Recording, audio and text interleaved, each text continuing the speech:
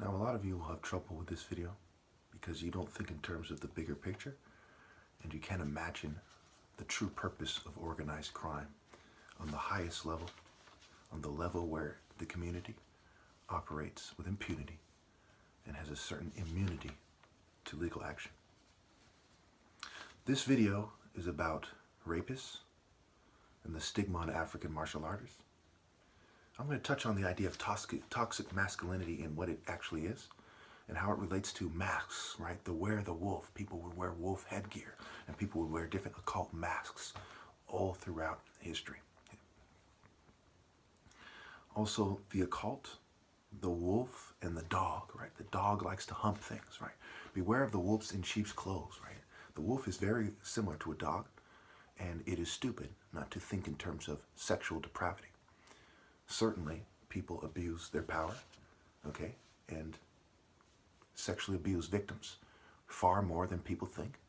And I'm one of the few people perhaps that has actually gone the distance into researching this beyond human trafficking, beyond the famous cases in the news, to try to gather statistics, right, of the various places where people abuse their power. And it is very pervasive in society.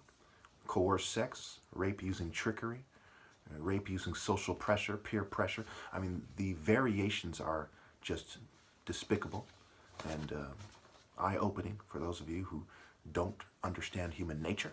And those of you who do, you won't be surprised in the slightest. So let's first look at the idea of candles, right? It can dull. Why? Trauma-based mind control, sexual trauma is one of the most common tactics used for people who turn people out. We see it in prisons. We see it with prostitutes being raped and given traumatic sexual abuse in order to make them a certain way and to think a certain way and to change their habits and to feel this kind of contempt for the world with an emphasis on the righteous man. How do you get a woman, a female who is raped by bad men to verbally abuse and to have a certain disdain in her heart for good men? Okay. This is what they accomplish. When people are abused, they're like a dog that's been kicked too many times, that's growling at everybody. It is animal nature. It is human nature for those who lack discipline and a higher moral cause. So when we see the case of the candles, think of it like this. There's a person who's new to a place and she's told that everyone does this ritual. She follows the candles into a cave. Okay. There's one guy waiting in the corner with a candle, and basically, okay, they blow out they stand around her, they blow out all the candles at the same time, and they grab her. Okay. Then this guy lights his candle and walks into the room. Okay. So she's terrified. Not only is she going to get raped, and she knows it by the way they're behaving, but there's this extra added effect, right? The lighting, right? Special effects. This is before Hollywood. This has everything to do with the mysteries and the rape cults and the Greece and Rome. Okay? And this is one variation of rape. What they're trying to get through her head is that the society operates with a bunch of rapists who are hell-bent on controlling women, and they despise heroes. You know that because no one's trying to help her. They are all villains, and none of them are heroes. They lure attractive women like her, and she's going to be trained eventually to help them do it. The candle in the cave example.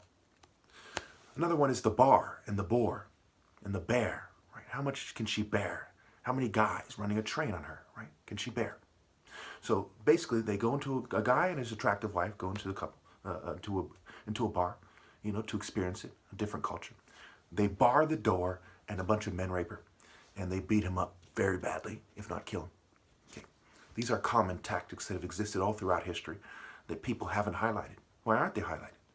Why aren't the dangers of these places highlighted? Okay. Over time, they started thinking outside the box, outside the castle with the drawbridge, draw them in, create the threat on the outside, draw them in, and rape them once they're inside. The prisons, right? The inquisitions, right? The various ways that people detain people and sexually abuse them. The insane asylum, right? They're crazy anyway. The modern psych ward, and so on. So one thing people take for granted, excuse me, is the idea of a court martial. Okay, these aren't just organized crime tactics. These are also military tactics that overlap with states and nations over time. The court martial, when I saw in the news, was spelled M-A-R-T-I-A-L. Right? It's like martial law is spelled M-A-R-S-H-A-L. Okay. So what is a court martial? Why is it referring to the same word as martial arts? Because military structures are truly supposed to be martial arts structures with a code. The things that they're talking about, discipline, loyalty, dedication, sacrifice, right? A willingness to kill for a cause. These are all martial art ideas. And every nation that has a military, excuse me, has their own twist of martial arts. Okay. We look at Albert Pike. He was a Confederate general. Con, Fed, E, rate. General. Okay. Generation. Regeneration. Okay. We see the Greek deities and how they have everything to do with warfare. They're displayed with as archers like Apollo, Artemis, Diana, the Greco-Roman deities. Okay. Cupid, and so on. We see Mars with his spear. His symbol is the boar. So what do we see here? People are being trained and sent out to act like demons and demean people. And people don't understand the difference between that and being trained to go to God with honor. Transcend. We see all kinds of religious organizations and spiritual movements, New Age movements, light workers, etc. And they're talking about transcending. But they don't know what the fuck they're talking about. Because this is a martial art idea. It is not a mage idea. It is not a sage idea. All they're doing is using psychology to trick their senses. When transcending really involves a higher ability to sense and to leave this world and to connect to the spiritual realm, ultimately, most effectively through the sun. To ignore the sun as a spiritual symbol is stupid. It is like ignoring the elephant in the room. This is the obvious gateway to heaven, right? This is what heaven's gate really is. And of course, we see this idea stigmatized by cults in the very state I'm in the past, heaven's gate, right? They don't know what the fuck they're talking about. They weren't martial artists. So one thing that's a recurring thing in my research is how appalling it is that they constantly use ideas that only true martial artists like myself, and I'm the last one, understand, only truly understand. Other people can understand the ideas enough to twist them, but they don't truly understand them or they wouldn't have any part in twisting them. Okay, survive. To serve, I, vie. Okay, it's right there in the word. What does it mean to survive? Okay, you serve the I. Now, the difference between my bloodline and everyone else's is that, and if they're fueling me and making it hard for me to breathe is what they do.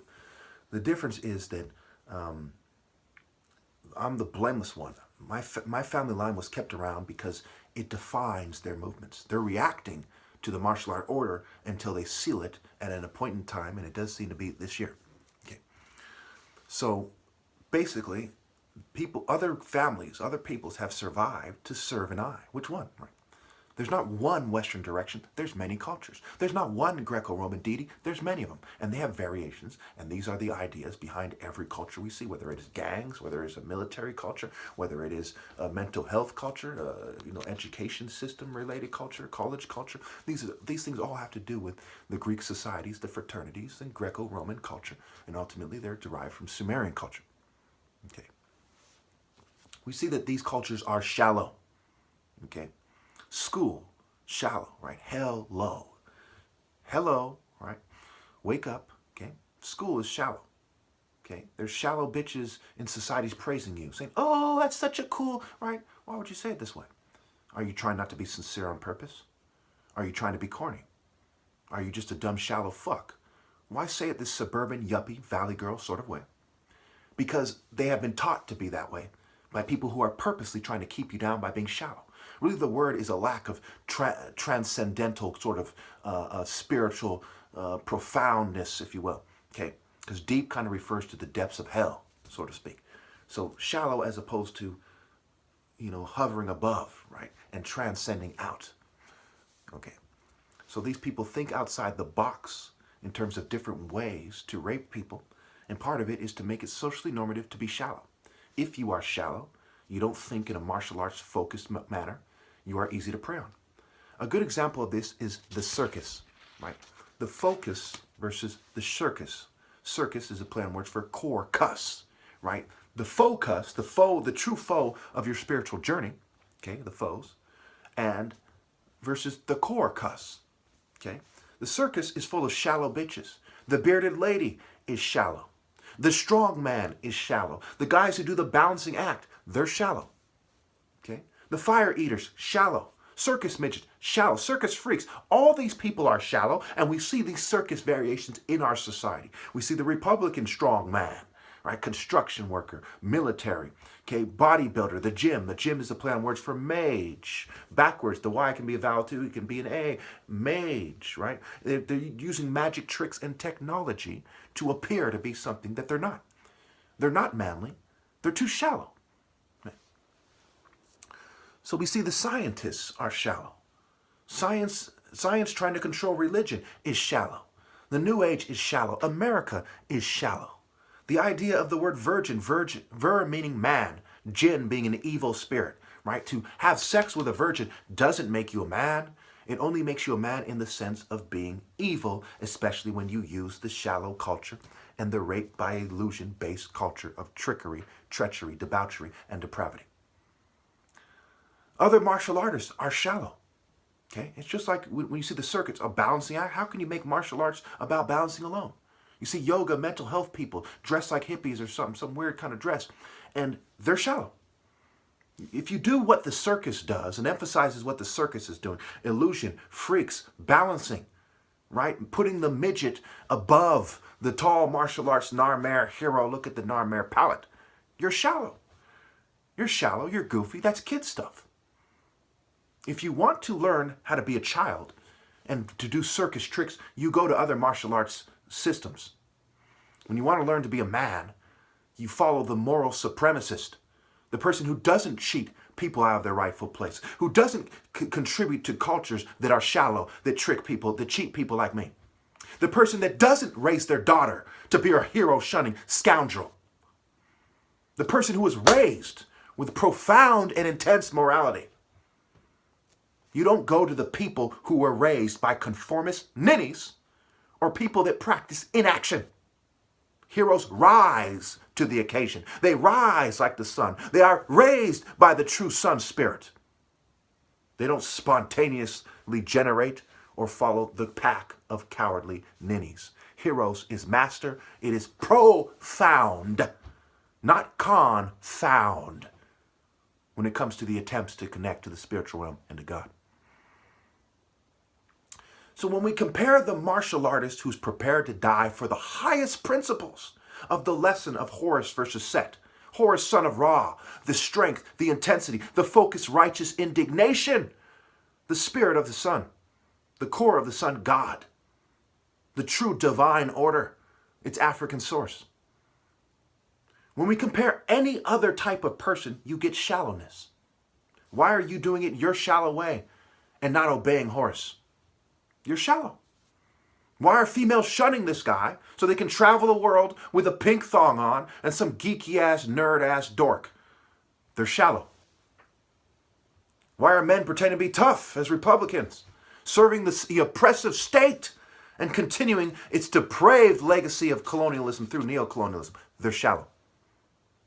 They're cheesy, they're corny, they're geeky, they're nerdy, they're dorky, and these are just the various forms.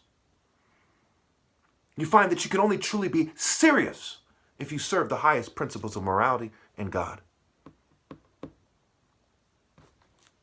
These people are spiritually retarded, spiritually insufficient, spiritually incapable. That's why they don't obey. The top of the spectrum is Horus, son of Ra. As soon as you aren't following him, you cross the line into shallow and simple and stupid. Doesn't matter how many complex science formulas you use.